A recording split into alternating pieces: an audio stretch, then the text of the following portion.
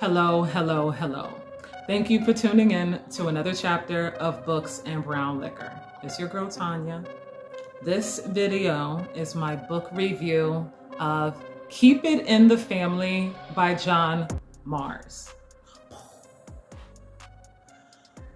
Let me tell you about John Marrs, okay? Let me tell you about John Marrs.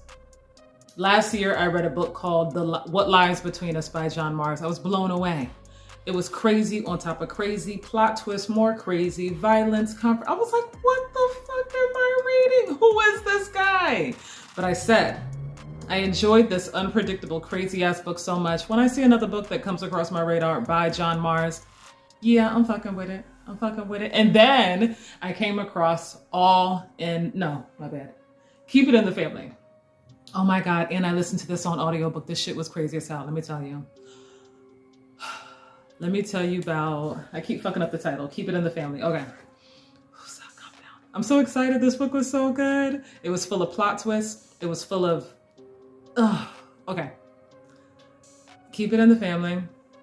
It is about a husband and wife, Mia and Finn. They are married. They are ready to start a family. So they are looking for a home in the country, the perfect place to raise kids, right? Oh, they're so cute. So they buy this house in the country, in the small village that they live in. And this house has been vacant since the 1970s. So it's a fixer-upper, if you will. They got a good deal on it. It's a fixer-upper. They already know going into it, they're gonna have to put work in before they start their family. Boom. So like I said, this house has been vacant since the 1970s. So before I get into that, let's talk about the five points of view. The first point of view, the story is told from 5 different points of view. The first one is the wife, Mia. The second one is the husband, Finn. The third point of view is his mother, her mother-in-law, Debbie. She's a real gem. And David, the husband's father, her father-in-law. The fifth point of view, don't start with me. Sorry.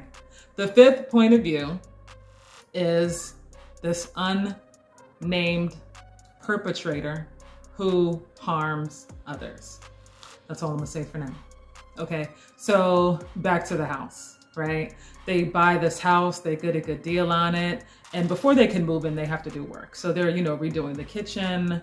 And one day, wife Mia, she's working on one of the bedrooms upstairs, and she is removing the, skirt board, the panel. It's been there from the 1970s, so trust me, I'm sure it's ugly as hell, all right? She's removing it, and underneath it, there's a message carved into the wall. And the message says, I will save them from the attic. I repeat, I will save them from the attic. So when she reads this, her first thought is, did we check the attic when we bought this house? The answer is no, they did not, okay? So she's like, let's go up to the attic and see what the hell is going on because I have a bad feeling. Now, what do?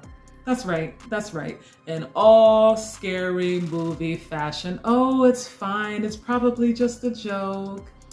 Some kid probably just wrote it. It's not a big deal. We're not gonna go up there. She's like, no, we need to check the attic. So much to everyone else's dismay, she basically forces her husband to go up to the attic and see what the hell is going on, right? Because she has a bad feeling, right? Message number 1, if you have a bad feeling, don't be listening to people trying to talk you out of it. She has a bad feeling for a reason. You know why? Guess what they find? Guess what they find in the attic? Bodies. That's right, bodies. Not just 1, 7 bodies in suitcases of children that have been missing since the 1970s. Why would they find bodies in the attic?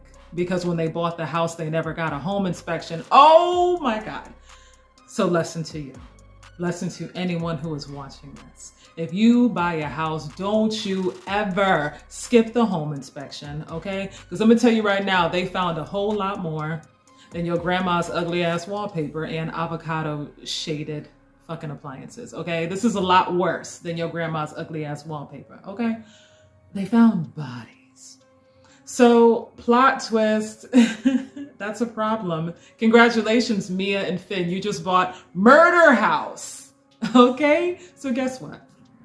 The police are called, the authorities are called in. Everybody and their mother knows about Murder House and about the bodies that were found in the attic. And the thing is, that's just the beginning of the book. That's just the beginning of the book. That's just how the shit gets started, bruh. That's just the beginning, okay? So, all of the shit that goes down after is, obviously I'm not gonna tell it all, okay? But let me tell you something, plot twist on plot twist on plot twist. So what's going on is relationship dynamics are not going too well. Mia and Finn, they're under stress. They're stressed out because they now own Murder House, right? His mother and father, Mia doesn't really get along with her mother-in-law.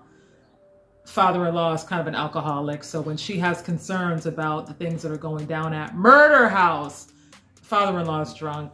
He don't really give a fuck, you know. Mother-in-law Debbie is just like not supportive at all, right? So I feel like Mia is the only one in the book who is like, there's more to this. These bodies in the attic, there's got to be more to this. Like they were just stashed up here and it's over. I smell a rat. Of course, everyone's like, Mia, you're overreacting. You're overreacting. No, she ain't. No, she ain't, okay? So the things that take place after finding all of the bodies in Murder House, like I said, the book is told from multiple perspectives.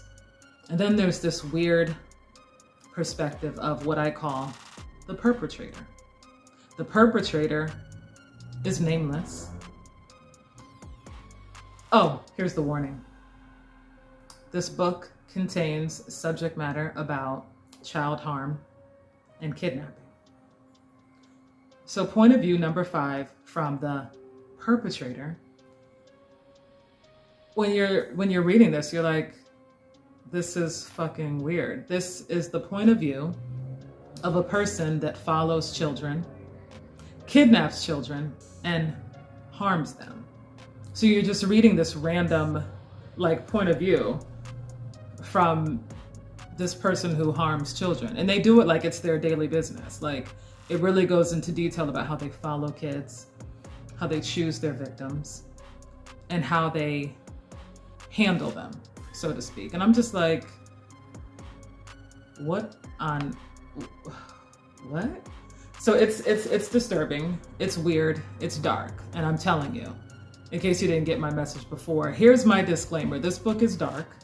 It's very creepy because we got all this stuff going on with the family dynamics. They going through their own shit, but you got this weirdo out here who is hurting children. And then you're wondering to yourself, well, how is that tied to the house? Like how did those bodies have been sitting up there since the 70s? How is it connected?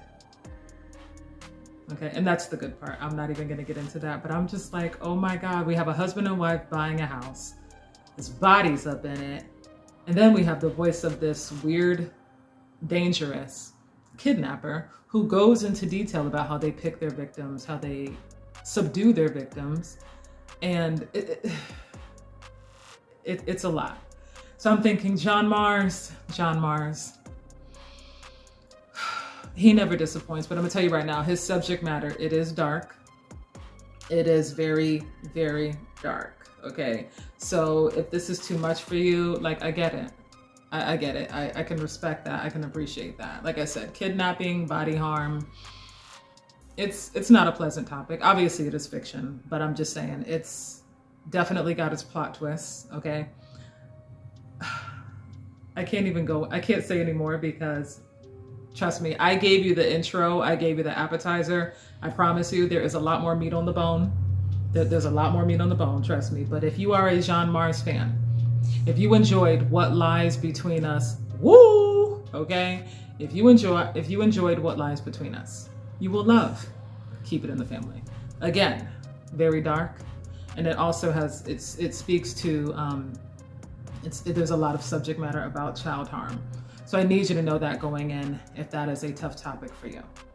But those creeps like me who enjoy a creepy ass book, this book is it.